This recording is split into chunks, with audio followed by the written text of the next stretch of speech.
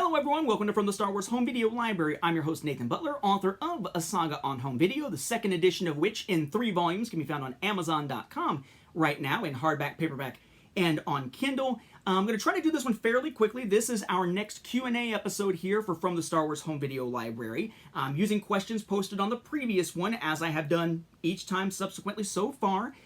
The one thing that I would note here is that I'm trying to do this fairly quickly, so I don't have any stuff out as visual examples sitting on the desks to hold up as we go. Just going to try to answer and roll. I also just recorded 3 new episodes of the revived Star Wars mini, or not Star Wars, excuse me, the revived channel mini Q&A episodes. Those are short Q&A episodes, a few questions at a time, usually running about 15 to 20 minutes, that are being released here on the channel using questions posted by viewers. Now, if you are curious about something you would like to ask a question about, if it's about Star Wars home video stuff, if it's appropriate for From the Star Wars Home Video Library, put it under this video in the comments, or each subsequent video. I'll grab the ones from this video to use in the next video, and that video for the one after that, and so on and so on and so on down the line. But if it's a question that's not really related to Star Wars home video stuff at all, it's something that is off topic for this show, put those underneath one of the most recent Q&A videos. You'll know the rounds of Q&A videos because I'll refer to them as rounds. Several usually recorded the same day, which also means you'll see me wearing the same stuff. The first round of the 2022 mini Q&As are me wearing this Bad Batch shirt. So you can post questions underneath those that are not related to Star Wars home video, which I will then use for the subsequent round of several videos in the mini Q&A series. Of course, if you really want some in-depth answers on something that you submit, you can always become a member of the Nobility of the Butlerverse tier over on Patreon. That's the $10 tier on my Patreon, patreon.com/NathanPButler, and you get those questions answered in those monthly exclusive Q&A videos just for the Nobility that are a little bit less formal and so on. So let's dive in here. I think I can get through all the questions asked here in a single video, though again, I'm going to try to speed things up. I've already recorded 3 videos here for the mini Q&A. I spent the morning doing yard work. I am incredibly tired and have a pretty bad headache. But I'm going to try to get this done because I know that next week I need to get the project update video done, so this is my chance to get this in before waiting until basically the end of April to do it. So let's dive in here. We have a question here from Vintage VHS Treasures. I'm pretty sure I actually just answered another of your questions on the 3rd of those new mini Q&A episodes, so keep an eye out for that. He asks, or she asks, I think he asks, of all the VHS sets of the original trilogy, which one is your favorite and which one is your least favorite and why? And P.S. Thanks for answering my questions so far. So you're welcome on the latter point. Let's see. I would say my favorite VHS set, there's 2. If it's my favorite just for what it includes overall, it is hands down the UK 1995 Definitive Collection VHS set, right? It's the films in their THX Remastered Edition, plus the major behind-the-scenes documentaries of that era, all 4 of them, Making of Star Wars, SPFX, The Empire Strikes Back, Classic Creatures Return of the Jedi, and From Star Wars to Jedi, The Making of a Saga, plus other behind-the-scenes stuff, all together on VHS cassettes in a package with images from matte paintings, images from posters, a script book, all kinds of really good stuff in that package. And the package itself is a tin that looks like it was cargo from the Executor, hence why it's sometimes called the Executor set. But that's from the UK. Only useful to me now because I have a multi-region VHS player thanks to the urging of Matthew Hardesty, who has a comment on this. Just congratulations on surpassing 6,000 subscribers. It's not really a question here, so he doesn't have a question to be answered this time. But he was the one who kind of urged me and kind of pointed me to this multi-region player, which has been a godsend. No pun intended, because he is a priest. And it is Easter Sunday as I'm recording this, so kind of appropriate there. So, having said all that, that's a UK release. I don't know if that would count because you're asking about VHS sets of the original trilogy. My primary focus in collecting tends to be US. So if we're talking US, my favorite set would have to be the 1992 Special Letterbox Collector's Edition. That was the first time you could get the films in the US in widescreen format. Comes with From Star Wars to Jedi, The Making of a Saga. Comes with an abbreviated copy of George Lucas' The Creative Impulse that's just on the Star Wars stuff. Has a hologram cover and so on and so on. That is also a particular sentimental item for me because when I started picking up any Star Wars home video releases that were actual retail releases, not just like recording it off of HBO or something, My first order, and I mentioned this in the introduction to A Saga on Home Video, my first order was from the Lucasfilm Company store in 1993, the year after those came out, and it was the brick full screen set from Fox Video from 92, and that special widescreen collector's edition from 92 that I ordered. Again, through there, I basically gave my mom a bunch of saved up money, and she ordered it, and then it came in the mail eventually, alongside eventually also getting the Sega CD version of Star Wars Rebel Assault through that store. So to me, that has sentimental value. It's also just a really nice set. If there's one I would think of as the worst set for VHS in the US, there's two I would say are the worst. One because of what it is, and one because of how it was designed. The one for what it is, the box set that sucks, it is the Saga Video Pack from 2002 that only includes the full screen VHS copies of Phantom Menace and Attack of the Clones. As people are banging on stuff outside, apparently. But that one just, yeah, that one just seems dumb to me because they should have waited and made it actually a box set for the prequels, which we never wound up getting. Although, as someone pointed out, I forget who it was, but I did, make a note of it actually in A Saga on Home Video. There's a footnote so that this comment is not credited to me, but credited to whoever said it actually on the channel. That was actually a box set of all of the full-screen releases of the prequels we would ever see in the United States, because we never did get one for Revenge of the Sith, so Attack of the Clones and Phantom Menace as a box set is like the prequel VHS box set, which sucks. So there's that one, but I feel like that's almost a cop-out because it's not original trilogy. That's just VHS set that sucks. If we're specifically talking original trilogy, then it's the one that's bad because of its design, and that is what should be a really nice 1997 giant VHS collector's set of the special editions, because it's got the widescreen special editions in it. It's got all kinds of little extra goodies and stuff in it. It's got the separate VHS where they took the making of the special edition, what makes them special stuff off the beginning of each cassette and combined them into a separate thing on a separate VHS.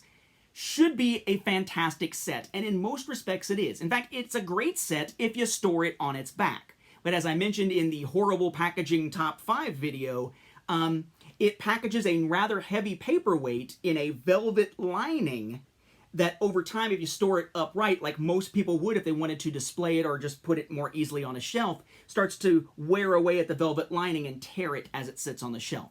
Aside from that horrible choice of packaging design, I would put that up there as like a number 2, right alongside the 1992 set that I love so much. But because of that packaging flaw, it falls to the bottom of the list, because I don't like the idea that you could have something designed so nicely that has such a glaring, obvious flaw that makes it very difficult for collectors to actually display or to find a solid condition copy of. I think that mistake kind of took a lot of the luster out of that particular release. Let's say then, skipping over things that are not questions, our next question comes from David Noche, if I'm saying that correctly. I've had David as a viewer and listener for years. I think I'm saying his last name correctly. But his question is, with the decline of physical home media and the rise of digital, I've taken to collecting purchased digital copies of all the movies and shows I want to collect, in some cases, though not all, even though the same content is available streaming. I enjoy having my own digital library that way.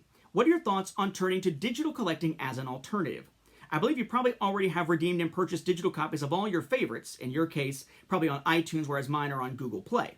But what's the word on simply considering that to be the continuation of your collection going forward, to offset the disappointment over possibly no longer being able to acquire new physical copies of content?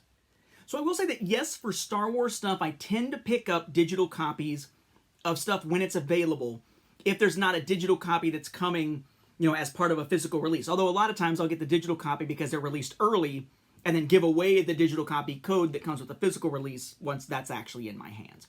I do like to have ownership of those things and be able to watch it however I want. Movies Anywhere synchronizing to all these different platforms is a very useful thing.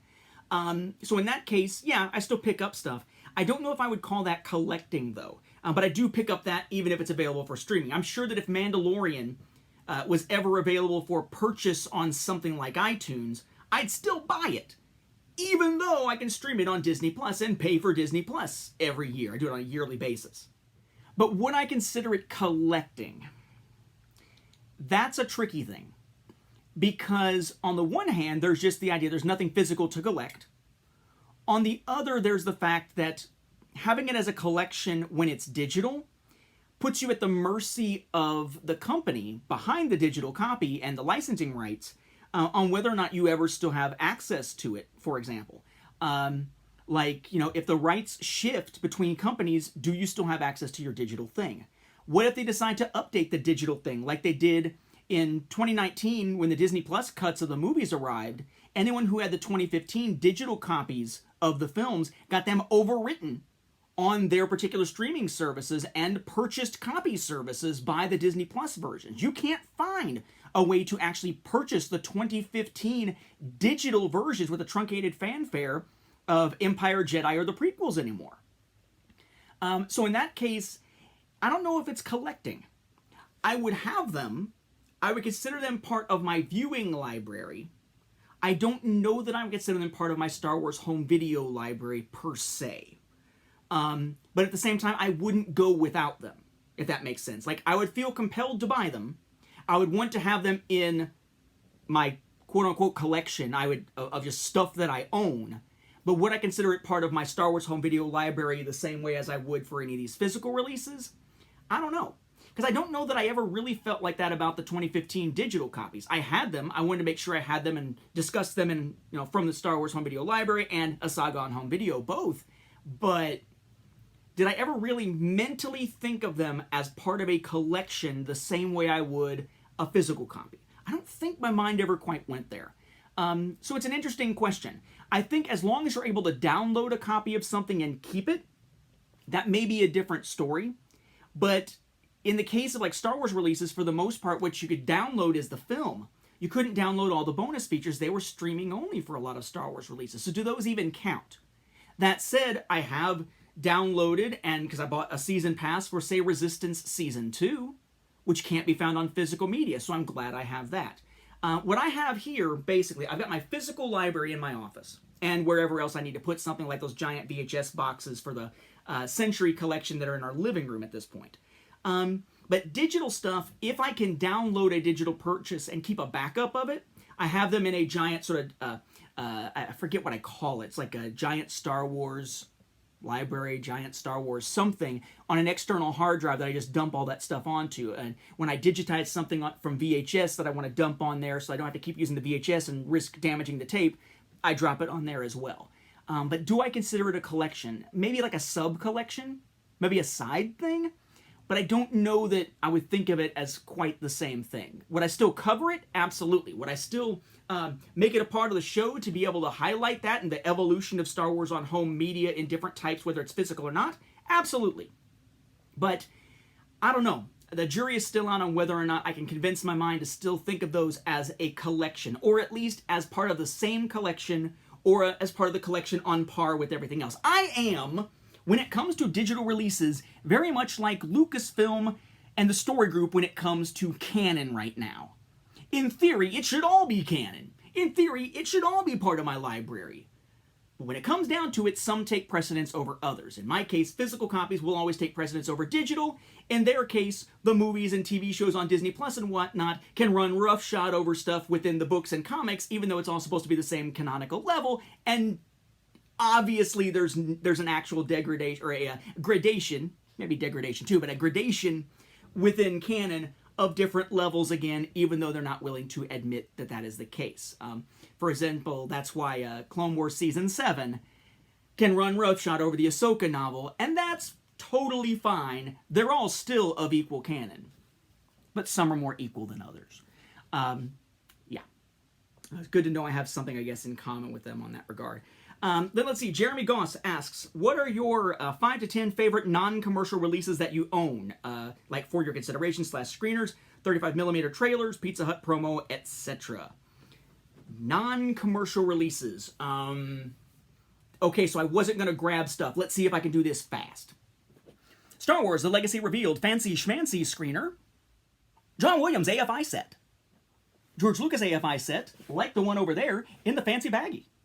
The Clone Wars Season 1 screener, fancy schmancy version that actually comes with, wait for it, The lightsaber. It's a Big Universe, which was given away at Star Wars Celebration. So yeah, that kind of stuff, and any other screeners that I might have, those are kind of the fun stuff for me. I dig that sort of thing.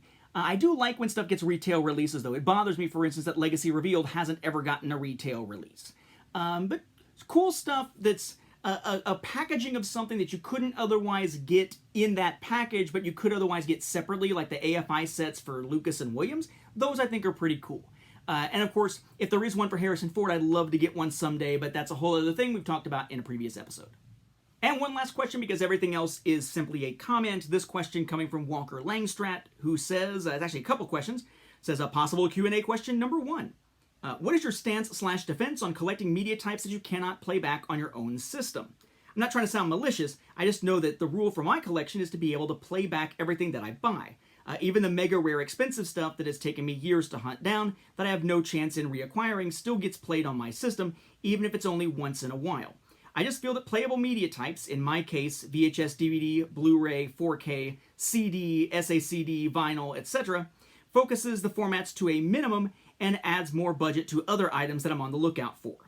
And then possible question number 2, have another round of room tour/pictures for your viewers and members of the Facebook page. A lot of movie rooms are always changing, including mine. So it'd be nice for the Facebook page to host another round to see more people join in and the people from time to time to update their pictures or videos.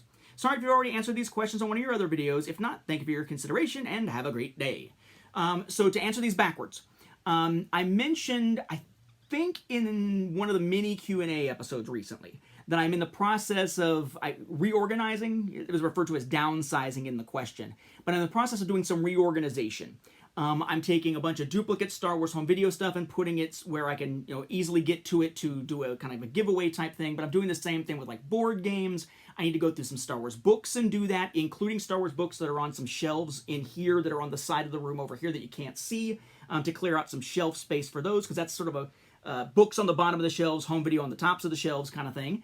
And then I'm also clearing out part of my closet. I have a container coming soon that'll let me store the entire full run that I have of Star Wars Imperial Assault game components from Fantasy Flight Games, minus the skirmish maps that I don't care about because I don't play that mode and I sold off years ago, into one container. One of these Felder nice containers with the foam inserts and everything. Once I get that, I'll be able to clear out the Imperial Assault stuff that's in 3 giant tackle boxes in my closet and reorganize that. Eventually, once I do have things reorganized, I probably will do an updated collection tour video. It's just that right now, it's a freaking mess to look at any of my shelves. The last time I did one, they were kind of disorganized in some cases, and I'd like to get to the point where it's nicely organized again before I do another video. So do I expect to do one again sometime in the future? Yes. How soon in the future? Kind of depends on when I get the chance to do the organizing. My guess would be before the end of this year, but I can't say exactly when. That might be a good project for the gap in between summer school, which ends in the middle of July, and the beginning of the new school year that begins the first week or so of August. So maybe in that little gap there, perhaps. We shall see. It's definitely something that's on my radar, just not in the super near future because I'm still organizing. As for collecting stuff only for formats that you can play, I hear you. And one of the things that I talk about in a Saga on Home video is how, you define what your collection is, right? And you define what complete means, right? Maybe for some, it's, one copy of each film. Maybe for others, it's one copy of each release of each film. Maybe it's one copy of each release of each film from each region. It's really kind of a self-imposed set of limitations that you can also change over time if you like. I started focusing on stuff that I could actually play, except for getting CEDs by kind of almost accident because I happened to run across them. For the most part, for me, it was VHS, DVD, Blu-ray to begin with. I didn't pick up Laserdiscs to begin with. I didn't necessarily pick up Beta, and so on and so on. And these days, I can play VCDs, I can play DVDs, I can play Blu-rays, Blu-ray 3D, Ultra HD Blu-ray, VHS. I can play DVDs from any region, VHS from any region. Let's see, not Blu-rays or Blu-ray 3D from any region, but most of the time those are region-free anyway from most regions. 4K doesn't do the whole region thing, at least typically. But I can't play VHD, CED, Video 8. I can play Laserdisc, but only in TSC. I can't play PAL Laserdiscs at this point. Can't play Video 2000. can't play UMD, and so on and so on and so on. For me, it was a matter of focus. So I started out with the stuff that I could pick up of stuff that I could actually use, but eventually got to the point where as that was growing and my focus was, okay, I'm going to get US releases, not of specific formats, I then branched out into those other formats, which then branched out even more into some stuff from other regions, some specifically focused as part of the collection and some not. And that built as I decided what from the Star Wars Home Video library would focus on, and then eventually what a Saga on Home Video would focus on. First edition, then second edition, and just building and building from there. To me, I recognized fairly early on, kind of like what you said about, some of these may only get played every once in a while. Well, for me, the vast majority of stuff that I had, even the stuff that I owned before I was really heavily into collecting, because I didn't really heavily dive into Star Wars Home Video collecting until about 2013. Which granted is a decade ago as of next year. But before that, I just had stuff that I got because it was Star Wars Home Video releases of new cuts of the films or something like that. So for me, though looking back, even before I was a collector and I was just getting stuff that was just part of my Star Wars collection in general, not a home video collection, I wasn't watching my 1992 full screen box set anymore. If I was watching the films, I was watching them in widescreen, and most of the time I'd pop in the THX Remastered Edition if I was watching a VHS widescreen copy, but most of the time I wasn't even watching on VHS, even though I could. I was watching on DVD, or Blu-ray as the case may be. So I think the more times you get more copies of the same thing on a medium, or over different media, then the less each individual copy is going to wind up being watched anyway, until eventually the line between something that you could play and just never do, and something that you couldn't play, so you never do, kind of blurs, right? Because you have the stuff that you'll watch that are like right at hand, and there's all the other stuff in your collection, whether you can watch it or not. So I eventually got to a point where it doesn't bother me that I don't have a CED player. It doesn't bother me that I don't have a Video 8 player or a Video 2000 player or a VHD player. I don't care. Or a Beta player. Don't care, really. It'd be nice to be able to watch those things and kind of check for little nuances about them. But I'm not overly concerned with it. Also, partly because from a physical space standpoint, there's not really a physical space for a lot of those players. We have a VHS/DVD combo player that is just like regular VHS for the US NTSC. That's just kind of packed away in another room. We have an all-region DVD player just packed away in another room. By packed away, I mean like they're sitting in a drawer, basically. The ones that are hooked up in our kitchen, we've got 2 NTSC Laserdisc players hooked up, partly because the one is a backup to the other and there's not a better place to put it, and an all-region VHS player. In here, in my office, it's just an old PlayStation 3 that can play DVDs, Blu-rays, Blu-ray 3D. In our bedroom, the only physical media player we've got in there, aside from being able to play stuff on the desktop computer through a Blu-ray/DVD drive, is the PS5 that can play Blu-rays and DVDs. I'm assuming DVDs, I haven't even tried it, but DVD, Blu-ray, 4K discs, and I don't think 3D discs yet, but that TV is not 3D anyway. Our living room, the only TV in there isn't hooked up really to anything right now because we don't ever use it. My son's room has a Blu-ray player in it. There's just not a lot of players hooked up around our house. So even if I wanted to watch something on VHS, I'd be watching in the kitchen. Or Laserdisc, I'd be watching in the kitchen. That doesn't tend to happen very often. If I'm going to watch something, I'm going to watch it in my office or I'm going to watch it in our bedroom. So to me, there was a blending of lines, but I started out with stuff that I could play. But as I branched out the collection, as I collected most of what I was looking for certain things and wanted to branch out into more, that's where I started getting into media types I couldn't play and regions I couldn't play. And as that grew, I became more interested in the physical variations and whatnot thereof and how they reflect on different markets more so than whether or not I could play that particular thing. It took me years to get a working Laserdisc player, and after that it took years to get a Laserdisc player that could actually switch audio tracks and not have to flip the discs. It took many, many years before Matthew Hardesty kind of nudged me in the right direction to finally get an all-region VHS player.